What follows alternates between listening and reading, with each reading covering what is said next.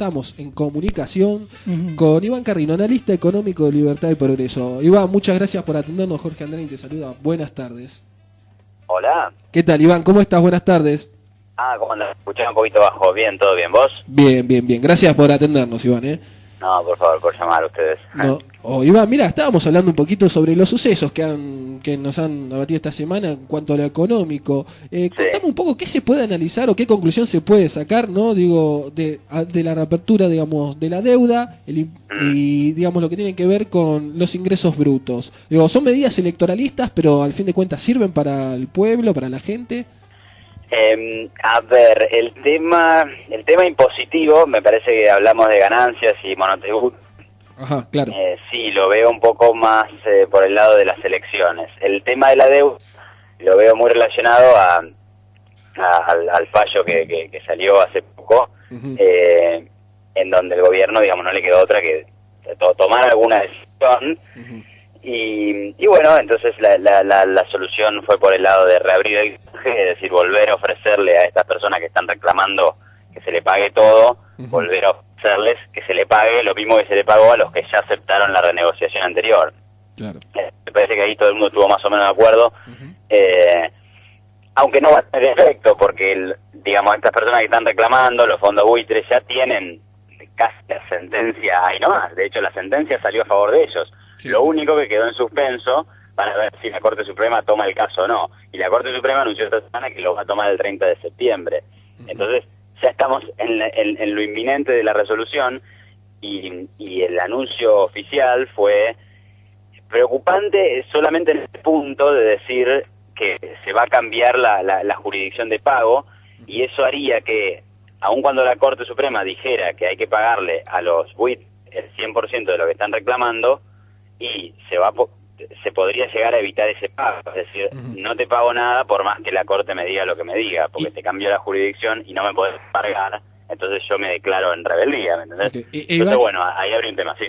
Te pregunto, ¿por qué, digamos, es importante que los pagos sean aquí en Buenos Aires? Y digo, te pregunto porque los otros dos canjes fueron en Estados Unidos. Digo, ¿por qué se cambia esa postura?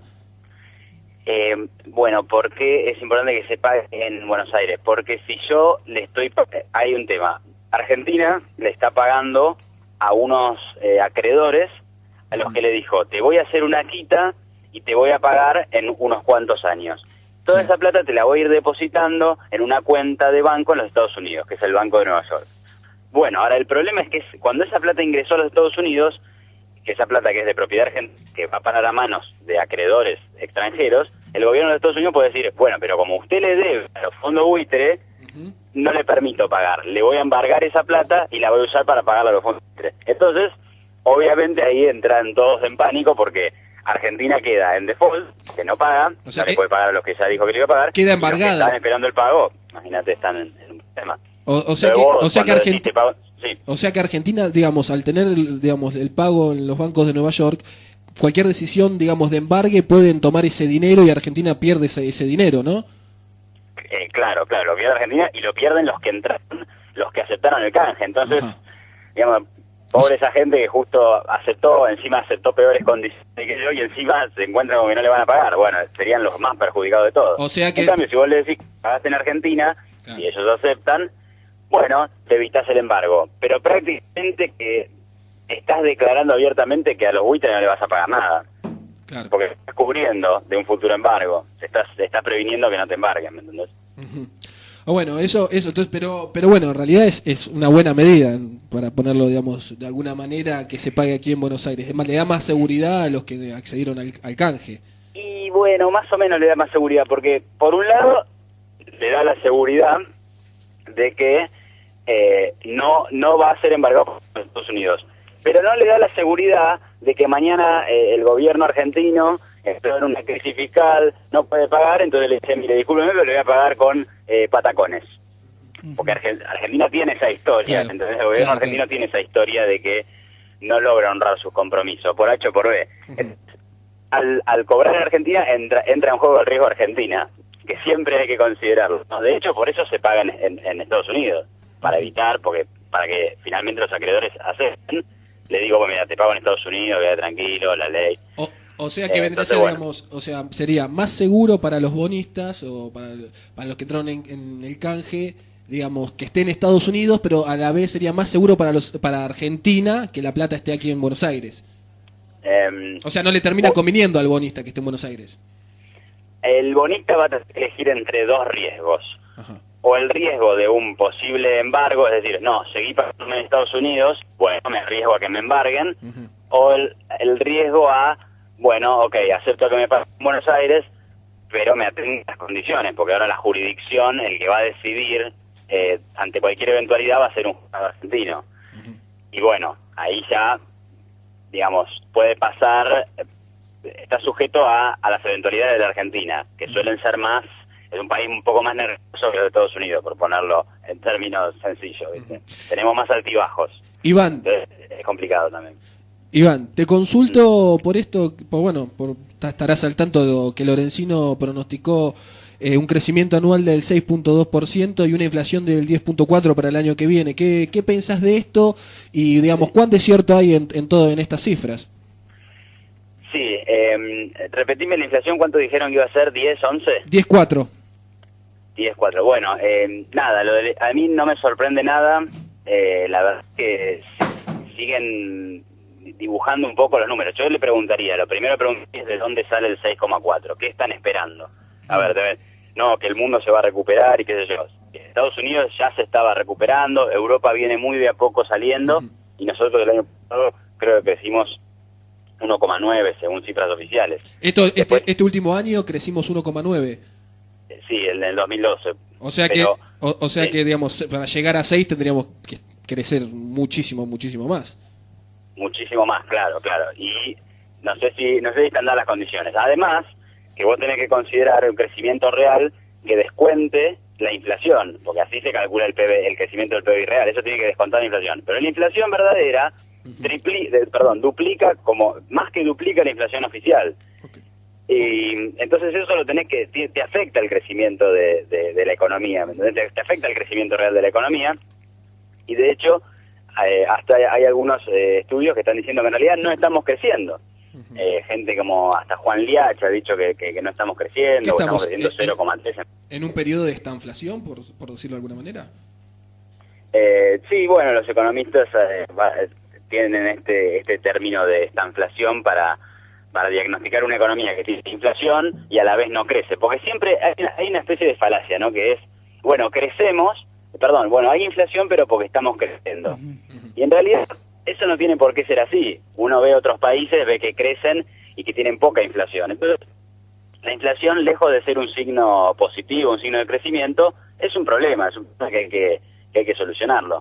Entonces, lo de la estanflación llama mucho la atención porque en general se cree que si tenés inflación por lo menos es porque estás creciendo. Los keynesianos siempre dijeron, bueno, hay que generar un poquito de inflación porque la inflación quiere decir mucha demanda y si hay mucha demanda va a haber mucha producción. Pero en realidad es al revés. O sea, lo que no entendieron es cómo realmente crece la economía. La economía crece con inversión y con producción y después viene el consumo. ¿Entendés?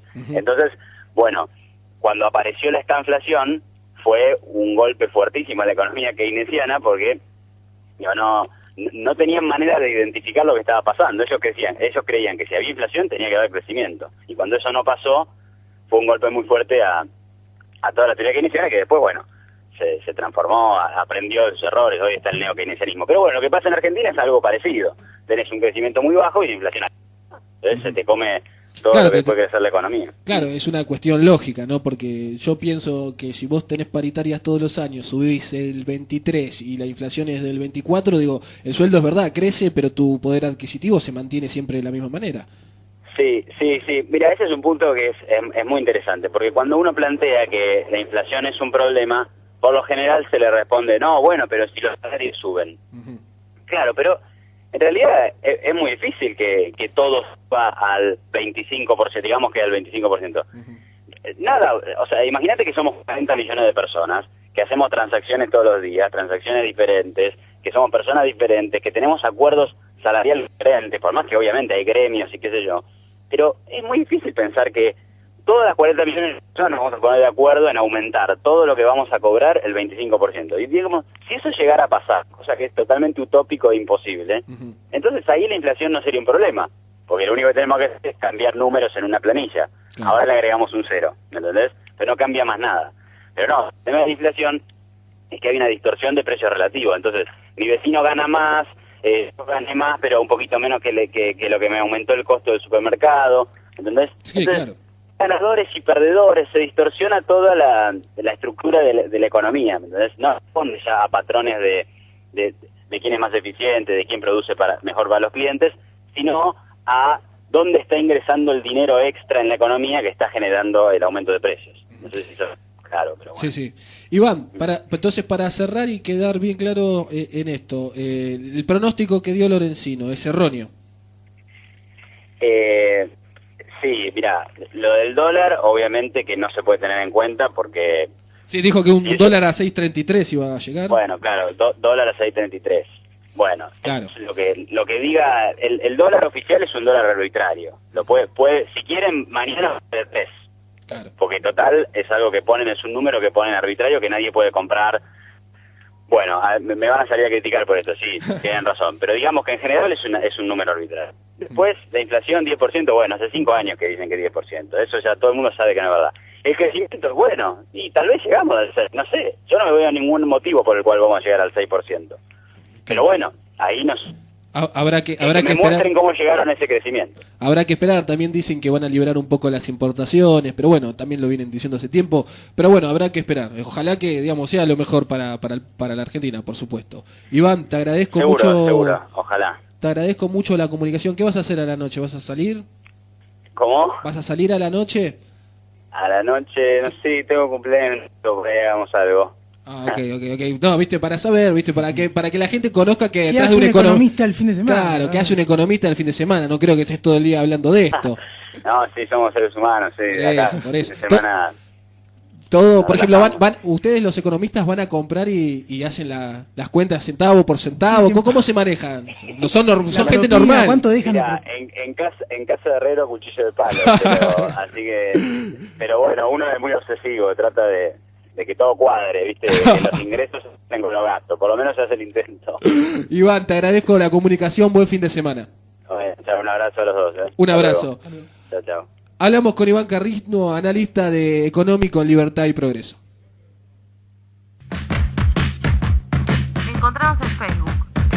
All right. Mate con vodka. Yeah. Y seguinos en Twitter. @mate con vodka.